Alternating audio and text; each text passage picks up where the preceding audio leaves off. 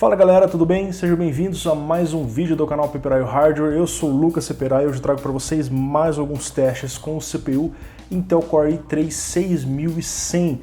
No começo desse mês eu fiz um teste dele em estoque, em overclock. Eu ensinei como fazer overclock mesmo no CPU bloqueado.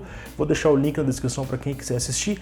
Hoje eu vou fazer o teste dele também em estoque, em overclock, porém eu vou adicionar o teste de overclock da memória RAM.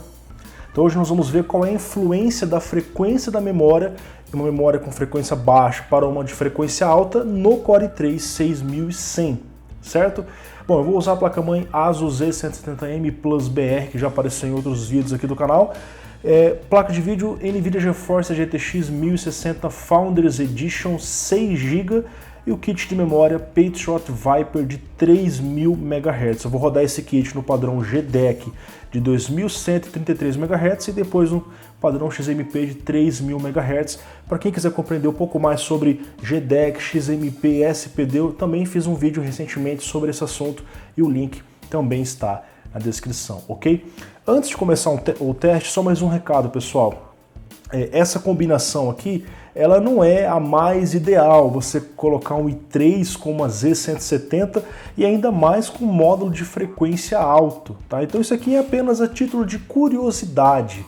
O que acontece quando a gente faz overclock no i3 e roda com uma placa mais forte, que é a 1060, e o que acontece quando a gente faz overclock na memória? Será que isso influencia nessa combinação? Então, vamos ver os testes e eu volto no final comentando os resultados e comparando o desempenho desse kit com o i5 6400. Vamos começar os testes lado a lado com o i3 6100 GTX 1060 Founders Edition 6 GB. O primeiro teste é com CPU e memória RAM em estoque, ou seja, o i3 em 3.7 GHz e as memórias no padrão GDEC de 2133 MHz. O segundo teste mostra o desempenho do i3 a 4.44 GHz e memórias em 2240 MHz, pois o BCLK foi alterado, então ela fica um pouquinho acima do padrão GDEC. E, finalmente, o último teste mostra o desempenho do processador em estoque, porém com as memórias a 3000 MHz. Os dados em amarelo são fornecidos pelos softwares Riva Tuner, que acompanham o MSI Afterburner, além do HWinfo64 e Fraps para o log de dados. Na tela vemos os FPS, clock da GPU, temperatura e utilização dela. Na terceira linha, o núcleo mais usado do CPU e ao lado a utilização média do CPU. E por fim, vemos a memória de vídeo e a memória RAM. Para as gravações foram usados os softwares NVIDIA Shadowplay e Radeon Relive setados em 30 megabits por segundo a 30 FPS, onde a perda de desempenho é baixa. Ao final, eu vou mostrar a tabela de resultados com os dados sem impacto na performance. Observamos que o overclock no i3 6100 ajuda a aliviar o gargalo com a GTX 1060, especialmente no GTA V, onde há bastante física, e em certos momentos do The Witcher 3 e Novigrad, que é notável a diferença de performance. Em Rise of the Tomb Raider, dessa vez eu não usei o benchmark fixo, e sim uma rodada em Acrópole, onde nós temos cenas externas e internas, vegetação, fogo, fumaça e ação real durante o jogo, uma experiência mais próxima do que você vai ter aí jogando. E por fim, o último teste vai ser no Battlefield 1 na campanha, na missão Lama e Sangue, logo no começo, onde há bastante explosão e movimentação com os tanques e com os soldados. E quanto ao overclock de memória RAM, ficou nítido que nessa situação, onde o CPU é um gargalo para o sistema, o aumento de clock proporcionou mais desempenho, curiosamente próximo ao desempenho do CPU em overclock. Continue assistindo os testes e eu volto daqui a pouco para comentar os resultados. O pátio está livre. O que fazemos com esses prisioneiros? Matem todos! Não atire! Nós vamos...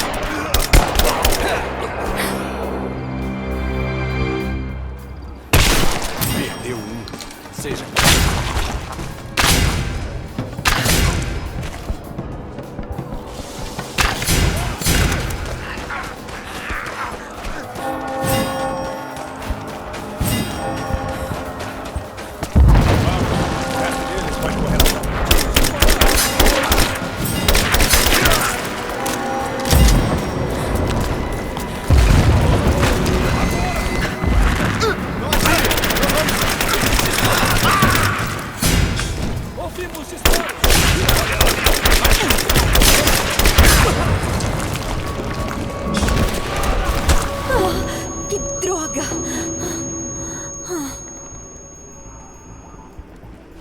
Ei, espera. Esses malditos...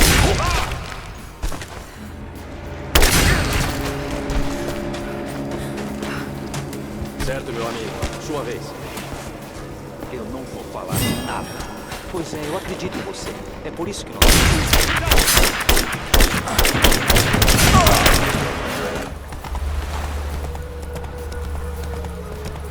Pare com isso. Alguém está vindo.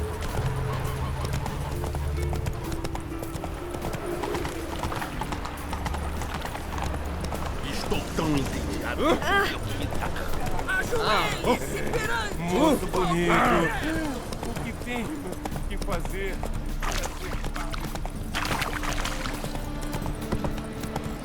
Sim, certo.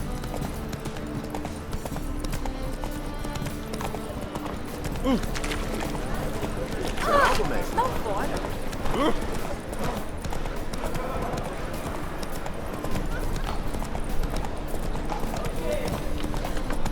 Os negros estiverem perseguindo as guerrilhas pelas florestas de cajueiro, o novo está arrasado. Como você ousa? Que escândalo deixar Fogo eterno, porque eu jogou no covil do filho da puta? Parei de ir lá depois que eles me venderam o Fistec.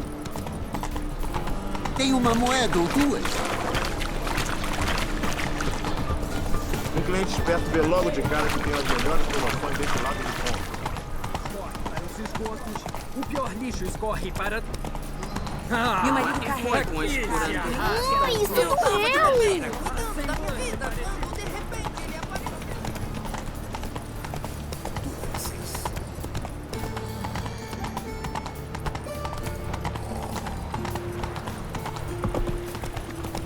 Nada de vagabundo.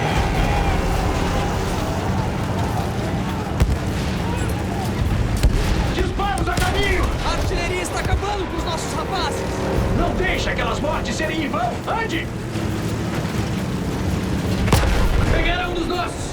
Olhe pra frente! Dirija!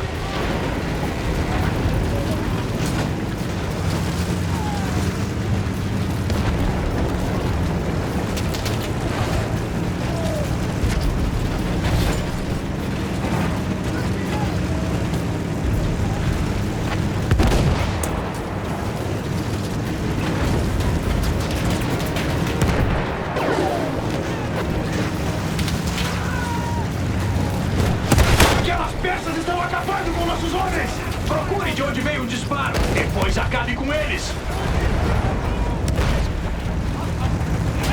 Elimine aquela metralhadora! Bom, pessoal, vamos então comentar os resultados dessa combinação que eu fiz aqui do i3 em estoque, i3 em overclock e overclock somente na memória RAM depois.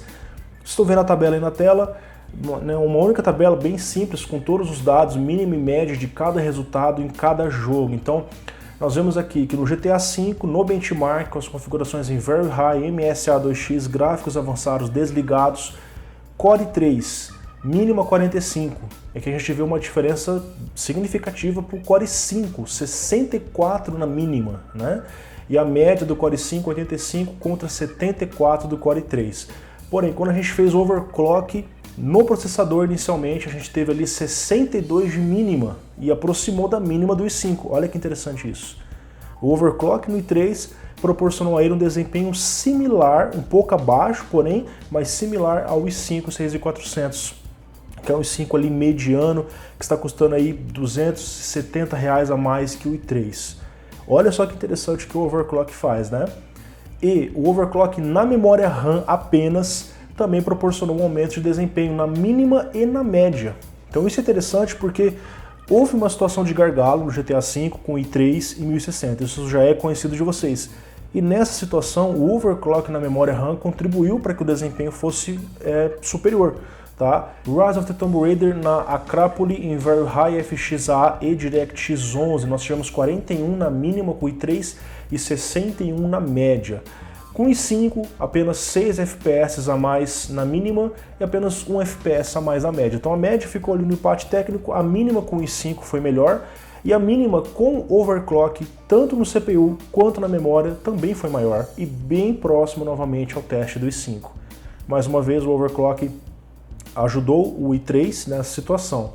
The Witcher 3 e Novigrad, você sempre pediu para mim fazer teste nessa cidade, porque é uma cidade bem complexa, tem várias pessoas, várias coisas acontecendo, e o uso do CPU lá é relativamente alto, né? O i3 fica 100%, até o i5 quando eu testei, tinha momentos que ele 100%, cara, realmente é bem pesado. Então a gente vê aqui que o Core i3 em estoque, 53 na mínima, 62 na média. O i5 fez 59 na mínima, obviamente, uma mínima maior, afinal é um CPU mais forte, 65 na média, uma média também um pouquinho maior. Mais uma vez, fizemos overclock na memória RAM e overclock depois só no CPU, nós tivemos um aumento de desempenho legal na mínima e na média, porém não foi um aumento tão grande como aconteceu, por exemplo, ali na mínima do GTA V, né? Mas houve um aumento. Battlefield 1, na primeira missão, Lama e Sangue, naquela parte do tanque, Ultra e DirectX 11.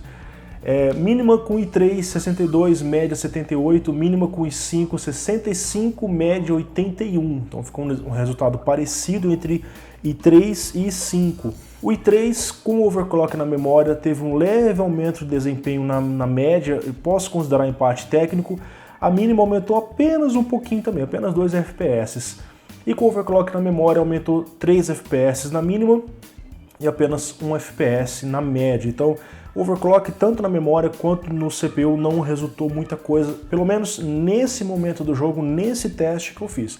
E outras cenas, na campanha, no multiplayer, pode ser diferente, porque é difícil testar em vários lugares ao mesmo tempo. Eu procuro testar num momento pesado para ver o que vai acontecer, ok? Olha que interessante o que o overclock fez. Nós conseguimos mais desempenho, nós conseguimos extrair mais desempenho da 1060 com o overclock no CPU e o overclock na memória também. E a gente observa que isso não acontece em todas as situações, dependendo do seu hardware, aonde a largura de banda já é suficiente, aonde a sua condição já é suficiente, você aumentar a memória ou diminuir o time não resulta em muita coisa. Mas viram que nessa situação de gargalo houve uma melhora de desempenho. E a gente já viu isso em outros sites, já mostraram esse tipo de resultado pra gente. Por exemplo, o Digital Foundry já mostrou o i3 com a Titan X. Os caras fizeram overclock na memória RAM e também resultou um desempenho bem melhor. Falando agora sobre custo-benefício, certamente vocês vão perguntar para mim, então Lucas, você está me recomendando comprar um i3 bloqueado com uma Z170 e com memória de 3000 MHz, ou um, ou outro, ou os dois? Calma, vamos analisar os preços e depois eu falo para vocês o que eu prefiro, a minha opinião, certo? Bom, o i3 6100, o menor preço dele hoje no mercado é R$ 475 à vista. O i5 6400, que apareceu na tabela comparativa no final, o menor preço que eu achei foi R$ 749 à vista, mas você já, em algumas lojas, em alguns momentos, eu já achei por menos de R$ 700. Mas vamos considerar esse preço que é o que está numa loja agora. Então a diferença é de R$ 274 entre o i5 6400 bloqueado e o i3 6100 também bloqueado, ok? Placa-mãe Z170M Plus BR, que é uma das Z170 mais baratas disponíveis no mercado. Ela está custando R$ 659 à vista. Aí nós temos no mercado placas-mãe mais simples, B150, H110. Eu peguei aqui uma da Asus, que é inclusive parecida com essa daqui, é a H110M CBR, está custando R$ 389, tá? E o que vale mais a pena? Pegar o i3, uma Z170 para fazer o overclock, ou uma placa mais simples e um i5. Vamos olhar o preço? O i5 com a placa H110MC sai por R$ 1.138 e você vai ter um kit com uma placa-mãe mais simples de entrada, com recursos a menos, porém um processador melhor, um quad-core. O i3 com a Z170M Plus BR sai por R$ 1.134, R$ 4 a menos. E você vai ter um dual-core com hyperthreading. Apesar dele ter o hyperthread, ele não é um quad-core, ele é um dual-core. Então o i5 sempre vai ter mais desempenho. Então, na minha opinião, entre esses dois kits, placa-mães de entrada e i5 ou Z170 e i3, eu pegaria o kit com i5. Eu pegaria esse kit se eu não estivesse pensando em upgrades futuros, porque você já vai ter um CPU bacana, forte para 1060, para 480, enfim. Agora, existem pessoas que pretendem, eu já escutei isso, Elas pegam a Z170, o Z270 com um CPU mais simples para depois pegar um i5K, um i7K para fazer overclock. Aí sim. Então depende bastante da situação. Se você está pensando em fazer upgrades futuros, pegar uma placa Z170 ou Z270 talvez seja vantajoso, porque é uma placa mais robusta, é uma placa para fazer overclock, é uma placa que tem mais USBs, enfim, tem mais recursos. Não estou falando apenas dessa placa, mas placas Z170, Z270. Aí sim, você pega essa placa pensando em fazer futuros upgrades para fazer overclock, caso você queira. Se você está pensando em custo-benefício, eu acho interessante pegar o i5 com a placa de entrada. Tem as B150, B250 da vida aí. Claro que também tem sempre a possibilidade de você pegar uma placa de entrada com CPU de entrada, por exemplo, a H110M com i3, com uma 1050 ou uma 460, ou até a 1050 Ti. Aqui no canal já tem os testes do i3 e 1050 Ti, caso vocês queiram conferir, vou deixar o link também na descrição, ok? Então é isso, pessoal, espero que tenham gostado. Peço agora que vocês participem do vídeo comigo, digam aqui embaixo as suas opiniões. Você compraria esse kit ou o i5 e uma placa de entrada? Ou o i5 e uma outra placa, ou o i7, ou um CPU da AMD? Fica à vontade nos comentários, vamos bater um papo sobre i3, overclock e essas combinações que eu fiz. Ah, pessoal, e antes que eu me esqueça, nos próximos vídeos eu vou fazer um comparativo com i3, i5 e i7 6700K com a 1060 e com a 480. Já fazia muito tempo que eu queria fazer esse comparativo e finalmente eu vou trazer para vocês. Já estão prontos os testes, eu só vou editar e preparar o material. Então, fiquem ligados no canal, se inscreva para não perder as novidades e até mais.